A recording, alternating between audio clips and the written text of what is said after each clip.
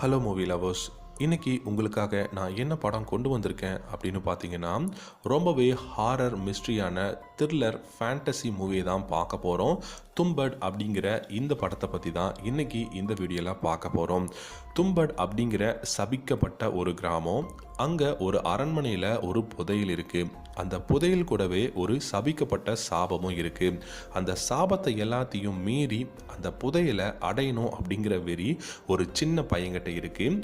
அந்த புதையலுக்காக அவன் என்னெல்லாம் பண்ணுறான், கடைசியில் அவன் அந்த புதையலை எடுத்தானா இல்லை என்ன ஆனா அப்படிங்கிற கதையை நமக்கு சொன்ன படம் தான் தும்பட். இந்த படத்தோட ஓப்பனிங் சீனில் ஒரு சிலையை காட்டுறாங்க. இவங்க தான் பூர்த்தி தேவி. இவங்களோட கையில் அளவில்லா செல்வம் ஒரு கையிலையும் அளவில்லா தானியம் ஒரு கையிலையும் இருக்கும். இவங்களுக்கு சொந்தமான இவங்களுடைய வயிற்றுல தான் நம்ம உலகமே அமைஞ்சிருக்கு அப்படிங்கிறத சொல்கிறாங்க. இவங்களுக்கு பிறந்த குழந்தை தான் அஸ்தர் அப்படிங்கிற ஒருத்தனை காட்டுறாங்க. இவன் பிறந்ததுலேருந்து ஒரு பேராசை பிடிச்சவனா இருந்தான். அந்த பேராசையினால தேவியோட ஒட்டுமொத்த செல்வத்தையும் அவன் எடுத்துக்கிட்டான். அடுத்து தானியத்தை எடுக்கலாம் அப்படின்னு முயற்சிக்கும் போது எல்லா தேவர்களும் அவனை அட்டாக் பண்ணி அவனை சாவடிக்கணும் அப்படிங்கிற முயற்சியில் இருக்கும்போது தேவி அவனை காப்பாற்றலாம் அப்படிங்கிறத முடிவெடுக்கிறாங்க. ஆனால் ஒரு நிபந்தனையோட தான் காப்பாற்றுறாங்க. இதுக்கப்புறம் நீ கடவுள் இல்லை, யாரும் உன்னை வணங்க மாட்டாங்க, நீ யாருக்குமே தெரியாமல் போயிடுவ அப்படிங்கிற ஒரு சாபத்தை கொடுக்குறாங்க. பல ஆயிரம் வருஷத்துக்கு அப்புறம் இதை தெரிஞ்சுக்கிட்ட ஒரு குடும்பம் அந்த அஸ்தருக்கு தும்பட் அப்படிங்கிற கிராமத்தில் ஒரு கோயில் கட்டுறாங்க. ஆனால் இதை தெரிஞ்சுக்கிட்ட கடவுள்களும் தேவர்களும் இந்த தும்பட் அப்படிங்கிற கிராமத்துக்கு ஒரு சாபம் கொடுக்குறாங்க. என்னன்னா 24 மணி நேரமும் விடாம இந்த கிராமத்துல மழை வந்துகிட்டே இருக்கணும் அப்படிங்கிறது. இப்போ 1918 வருஷம் நடக்கிற ஒரு விஷயத்த காட்டுறாங்க. ஒரு லேடி மலையில நனைஞ்சுக்கிட்டே ஒரு அரண்மனைக்குள்ள போறாங்க.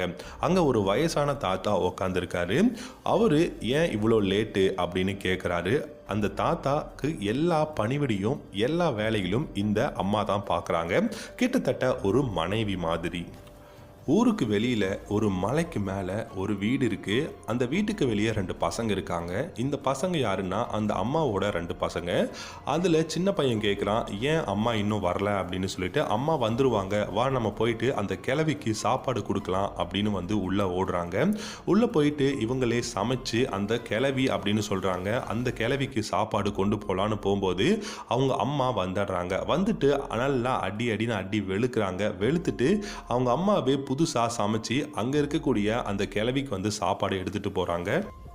இதுக்கப்புறம் நீங்கள் யாரும் இந்த கிழவி பக்கமே வரக்கூடாது அப்படிங்கிறத சொல்கிறாங்க. இந்த கிழவி யார், அவங்க எப்படி இருப்பாங்க அப்படிங்கிறதே இந்த பசங்களுக்கு தெரியாமல் தான் இவங்க அம்மா அந்த பசங்களை வளர்த்துக்கிட்டு வருவாங்க. இந்த அம்மா அந்த சாப்பாடை எடுத்துக்கிட்டு அந்த கிளவி இருக்கிற ரூமுக்குள்ளே போகிறதுக்கு முன்னாடியே அந்த ரூமுக்குள்ளே இருந்து ஒரு முனகல் சத்தம் கேட்கும், ஒரு அழுகிற சத்தம் கேட்கும். அதை கேட்டுட்டு பயந்துக்கிட்டு அந்த அம்மா கையில் ஒரு ஆயுதத்தோட அப்படியே பக்கம் போகிறாங்க. பக்கம் போயிட்டு அவங்க இருக்கிற அந்த ரூமோட கதவுக்கிட்ட நின்றுட்டு அஸ்தர் வந்துடுவான் தூங்கு அப்படிங்கிற ஒரு வார்த்தையை சொல்கிறாங்க. அந்த வார்த்தையை கேட்ட உடனே அந்த ரூம்குள்ளேருந்து எந்த விதமான சத்தமும் அழுகிற சத்தமும் கேட்கவே இல்லை. இப்போது நமக்கு அந்த அரண்மனையை காட்டுறாங்க. அந்த அரண்மனையில் இருந்த அந்த தாத்தா இறந்துடுறாரு. அந்த தாத்தா இறந்ததுக்கப்புறம் இந்த அம்மா நம்ம 2 பேரும் இந்த ஊரில் இருக்க வேணாம், நம்ம இந்த ஊரை விட்டு போயிடலாம் அப்படிங்கிறத அந்த அம்மா அவங்களுடைய பசங்க கிட்ட சொல்கிறாங்க. அதுக்கு அந்த பெரிய பையன் என்ன சொல்கிறான்னா, இது நம்ம ஊர், இது நம்ம அரண்மனை தானே, நம்ம இங்கே தான் இருக்கணும் அப்படிங்கிறத சொல்கிறான். இப்போ தான் நமக்கு புரியுது இந்த அம்மா அந்த தாத்தாவோட கீப் அப்படிங்கிறது. அதுக்கப்புறம் ஒரு பெரிய சண்டைக்கு அப்புறம் இல்லை நம்ம இந்த ஊரை விட்டே போயாகணும், நம்ம பூனாக்கு தான் போகிறோம் அப்படிங்கிறத அவங்க அம்மா சொல்கிறாங்க. அப்புறம் அன்னைக்கு நைட்டு அந்த வீட்டில் சமைச்சிக்கிட்டு இருக்கும்போது இந்த 2 பசங்களும் வெளியே மரத்தில் விளையாடிக்கிட்டு இருக்காங்க. அப்படி விளையாடிட்டு இருக்கும்போது அந்த சின்ன பையன் கீழே விழுந்து தலையில் பலமாக அடிபட்டது. உடனே அந்த பையனை கூட்டிகிட்டு ஹாஸ்பிட்டலுக்கு போகலான்னு சொல்லி அந்த அம்மா கிளம்புறாங்க. அப்படி போகும்போது அந்த பெரிய பையன்கிட்ட அந்த கிழவி எந்திரிச்சா அஸ்தர் வந்துருவான் தூங்கு அப்படிங்கிற அந்த வார்த்தையை மட்டும் சொல்லு அப்படிங்கிறத சொல்லிட்டு போகிறாங்க. இந்த அம்மா போனதுக்கு கொஞ்ச நேரத்துக்கு அப்புறம் அந்த கிழவி அழுகிற மாதிரி சத்தம் போடுற மாதிரி ஒரு விஷயம் வந்து நமக்கு காட்டுறாங்க. அப்போது அந்த இடத்துக்கு போகிற அந்த பையன் திடீர்னு அந்த கிளவி அந்த பையனை தரன்னு இழுத்துட்டு போகிறாங்க. அப்படி இழுத்துட்டு போகும்போது இந்த பையனுக்கு அவங்க அம்மா என்ன சொன்னாங்க அப்படிங்கிற அந்த வார்த்தை மறந்துடுது. அப்போ தான் நமக்கும் முதல் டைமாக அந்த கிளவியை காட்டுறாங்க. மூஞ்செல்லாம் ஆணி அடிச்சுட்டு பேய் மாதிரி அந்த கிளவியோட மூஞ்சை காட்டுறாங்க. அப்படி பக்கத்தில் வந்து நமக்கு அந்த பையனை சாப்பிட்ருவாளா அப்படின்னு பார்க்கும்போது அந்த பையனுக்கு ஞாபகம் வந்து அஸ்தர் வந்துருவான் தூங்கு அப்படிங்கிறத சொல்கிறாங்க. உடனே அந்த கிளவியும் படுத்து தூங்கிடுறா. ஹாஸ்பிட்டலுக்கு கொண்டு போன அவங்க தம்பி இறந்துடுறான். அந்த அம்மா அழுதுகிட்டே அந்த பையனுக்கு எல்லா இறுதி மரியாதையும் பண்ணுறாங்க. பண்ணிவிட்டு நம்ம இதுக்கப்புறம் இந்த ஊரில் இருக்க வேண்டாம், போயிடலாம் அப்படின்னு சொல்லி அவங்க பெரிய பையனை வந்து கூட்டிகிட்டு படகுல போயிட்டே இருக்காங்க. அந்த படகுல போயிட்டே இருக்கும்போது அந்த கிழவிக்கு தெரியும் புதையல் எங்கே இருக்குன்னு தெரியும், நம்ம போய் கேட்கலாம், நம்ம பணக்கார ஆயிடலாம் அப்படின்னு இந்த பையன் சொல்கிறான். அதுக்கு அந்த அம்மா நல்லா அடிச்சுட்டு அந்த பையனை இந்த உனக்கு தங்கம் தானே வேணும் அப்படின்னு சொல்லி அவங்க கிட்ட இருக்கிற அந்த ஒரு கோல்டு காயினையும் கொடுக்குறாங்க.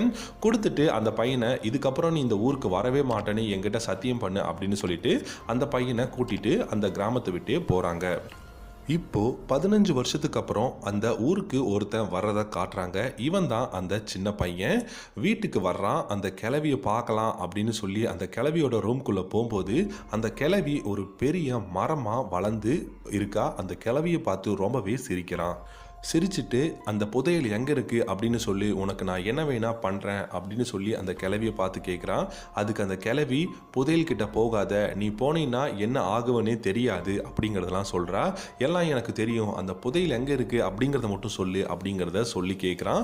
உனக்கு நான் என்ன வேணா பண்ணுறேன் அப்படின்னு சொல்லிட்டு கேட்குறான். அதுக்கப்புறம் பார்த்தீங்கன்னா அவன் அந்த அரண்மனைக்குள்ளே போகிற மாதிரி காட்டுறாங்க. அந்த கிழவி ஏதோ அவங்ககிட்ட சொல்லியிருக்கா. அதுக்குள்ளே அவன் அந்த அரண்மனைக்குள்ளே போய் எல்லா இடத்தையும் கடைசியாக தேடி கண்டுபிடிக்கிறான். அப்படி அவன் கண்டுபிடிக்கிற அந்த இடத்துல எக்கச்சக்கமான புதையல் இருக்குது அப்படிங்கிறது அவனுக்கு தெரியும். உடனே அவங்க வீட்டுக்கு வந்து அந்த கிழவியை மண்ணெண்ணெய் ஊற்றி எரிச்சிட்றான். எரிச்சிட்டு உடனே அவனுடைய பூனா வீட்டுக்கு வந்து போகிறான். வீட்டுக்கு போகும்போது மூஞ்செல்லாம் பெரிய தாடி, பெரிய முடி, மீசா அப்படின்னு போகிறான். அங்கே ஊரில் அவங்க ஒய்ஃப் வந்து மாவு அரைச்சி விற்றுக்கிட்டு ரொம்பவே ஏழ்மையாக இருக்கிற மாதிரி வந்து காட்டுறாங்க. இவன் போகும்போது சில காயின்ஸ் வந்து எடுத்துகிட்டு போயிருப்பான், கோல்டு காயின்ஸ். அந்த கோல்டு காயின்ஸை அங்கே இருக்கிற லோக்கல் தாதா மாதிரி இருப்பார் ஒருத்தர்.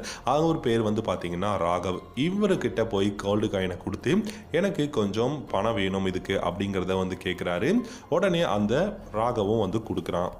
அதுக்கப்புறம் அவர் மாதத்துக்கு ஒரு வாட்டி தும்பட் போகிறாரு, வராரு. கையில் எக்கச்சக்கமான கோல்டு காயின்ஸ் வந்து எடுத்துகிட்டு வராரு. இதை ராகவ் கிட்ட கொடுத்து நிறைய காசாக மாற்றுறாரு. மாற்றி காரு, பங்களா அப்படின்னு சொல்லி நிறைய விஷயம் வந்து வாங்குறாரு. இது இந்த ராகவுக்கு ஒரு பெரிய மன வழியாகவே மாறுது. ஒரு நாள் வந்து இந்த ராகவ் கேட்குறாரு, இது நீங்கள் என்ன பிஸ்னஸ் செய்கிறீங்க, நானும் உங்ககிட்ட பிஸ்னஸாக பார்ட்னராக வரட்டுமா அப்படின்னு வந்து கேட்குறாரு. பார்ட்னர் கிட்டலாம் வேணாம் அப்படின்னு சொல்லி அமுச்சு விட்றாரு. பணம் வேணும்னா மட்டும் இங்கே வா அப்படிங்கிறத வந்து நமக்கு சொல்லி அமுச்சிடுறாரு. அதுக்கப்புறம் இந்த ராகவ் எங்கேயோ இருந்து ஒரு பொண்ணை இவங்க வீட்டுக்கு வந்து கூட்டிகிட்டு வராரு. இவளை வேலைக்காரியாக உங்கள் வீட்டில் வச்சுக்கோங்க அப்படிங்கிறத இவங்க புருஷன் இறந்துட்டான், இவளை உடன்கட்டை ஏறதுக்காக வச்சுருந்தாங்க, நான் கூட்டிகிட்டு வந்துட்டேன் அப்படின்னு வந்து சொல்கிறாரு. அவள் ரொம்பவே அழகாக இருக்கா. சரின்னு சொல்லிட்டு வீட்டுக்கு வேலைக்கும் இந்த விநாயக்கும் பார்த்தீங்கன்னா வச்சிடறான். இதை வந்துட்டு ஒளிஞ்சிருந்து பார்க்குறாரு ராகவ். பார்த்ததுக்கு அப்புறமா இந்த பொண்ணுக்கிட்ட விநாயக் கேட்குறாரு, நீ யார் அப்படின்னு சொல்லிட்டு. 3 நாளைக்கு உங்களை வீட்டிலே இருக்கிற மாதிரி வந்து செய்யணும் அப்படிங்கிறது தான் எனக்கு ராகவ் சொன்னார் அப்படிங்கிறத தெரிஞ்சுக்கிட்டு உடனே தும்பட் கிளம்பி போகிறாரு. இவர் போகிறதுக்கு முன்னாடியே ராகவ் அந்த அரண்மனைக்குள்ளே போய் ஒளிஞ்சு இருக்கான். இவர் உடனே இதெல்லாம் தெரிஞ்சுக்கிட்டு அந்த புதையில இருக்கக்கூடிய இடத்துக்குள்ளே இறங்கி அங்கே ஒரு பாக்ஸில் அந்த பொம்மையை வந்து வச்சுட்டு வந்துடுறாரு. அந்த பொம்மையை வச்சுட்டு வந்ததுக்கப்புறமா இந்த ராகவும் அதெல்லாம் தெரியாமல் அந்த புதையில இருக்கக்கூடிய இடத்துக்கு போய் இறங்கின உடனே அந்த இடத்த பார்த்து ரொம்பவே பயப்படுறான். ஏன்னா அந்த இடத்துல ரொம்பவுமே ரத்தம், சதை, பார்க்கறதுக்கு யாரோ வயிற்றுக்குள்ளே இருக்கிற மாதிரி இதயம் துடிப்பெல்லாம் கேட்குது. உடனே அந்த பாத்திரத்தை திறந்து பார்க்கும்போது பார்த்த உடனே அந்த இடத்துல ஒரு பேய் மாதிரி வந்து அந்த ராகவை எடுத்துட்டு போய் சாப்பிட ஆரம்பிச்சிருது. இதுக்கப்புறமா நம்மளுடைய விநாயக் கீழே இறங்கி வந்து அவனை சுற்றி மாவு மாதிரி இருக்கிற ஒரு வட்டத்தை போடுறான். வட்டத்தை போட்டதுக்கு அப்புறமா அந்த இடத்துல அந்த ராகவை பார்க்குறான். ராகவை பார்த்தம்போது அவன் அந்த இதில் ஒட்டிகிட்டு இருக்கான். உடனே அவனை எரிச்சிட்டு அந்த கொண்டு வந்த அந்த சாப்பாட்டை அங்கே கீழே போடும்போது அங்கே இருக்கக்கூடிய பேயை நமக்கு காட்டுறாங்க. அதை வந்து சாப்பிடும்போது இவன் அந்த பேயோட இடுப்பில் கட்டியிருக்கக்கூடிய அந்த ஒரு துணி மாதிரி இருக்குது, அதை இழுக்கும்போது நிறைய கோல்டு காயின்ஸ் கீழே விழுது. அதை தான் அவன் இத்தனை நாளாக எடுத்துகிட்டு வந்திருக்கான் அப்படின்னு சொல்லிட்டு. இதே மாதிரி இவன் எடுத்துகிட்டு வந்து ஊரில் பெரிய பணக்காரனா ஒரு ராஜா மாதிரி ஆயிடுறான். ராஜா மாதிரி ஆனதுக்கப்புறம் இவனுக்கு ஒரு பையன் இருப்பான். ஒரு கால் வந்து சரியாக வராது. இந்த பையனுக்கு ட்ரைனிங்லாம் கொடுத்து வச்சிருக்கும் போது ஒரு நாள் நானும் வரேன் அப்படின்னு வந்து அந்த பையன் சொல்லும். சரி வா அப்படின்னு சொல்லிட்டு அந்த பையனையும் அந்த தும்படுக்கு கூட்டிகிட்டு போய் எப்படி எடுக்கணும், எப்படி கோல்டு காயின்ஸ் எடுக்கணும் அப்படிங்கிற எல்லா விஷயத்தையும் வந்து சொல்கிறாரு. இந்த பையனும் எல்லாமே கற்றுக்கிறான். ஆனால் ஒரு நாள் அந்த பையன் என்ன சொல்கிறான் அப்படின்னா, நம்ம ஏன் ஒன்று எடுத்துகிட்டு போகணும், நிறைய சாப்பாடு எடுத்துகிட்டு போனால் நிறைய நேரம் அது சாப்பிடும், நிறைய நமக்கு டைம் கிடைக்கும், அப்போது நிறைய நம்ம அந்த கோல்டு காயின்ஸ் எடுத்துகிட்டு வரலாம் அப்படின்னு வந்து அந்த பையன் சொல்கிறான். அதுக்கும் அவங்க அப்பா யோசிச்சு பார்த்துட்டு சரின்னு சொல்லி அங்கே உட்காந்து நிறைய பொம்மைகளை வந்து சாப்பாட்டில் வந்து அவங்க செய்கிறாங்க. ஸோ மாவு பொம்மைகள் நிறைய செய்யும்போது நிறைய நேரம் அந்த சாப்பிடும், அப்போ நமக்கு வந்து நிறைய டைம் கிடைக்கும் அப்படின்னு சொல்லிட்டு அவங்க வந்து எடுத்துகிட்டு உள்ளே போகிறாங்க. அப்போ தான் படத்துலேயே ஒரு மிகப்பெரிய ட்விஸ்ட்டு.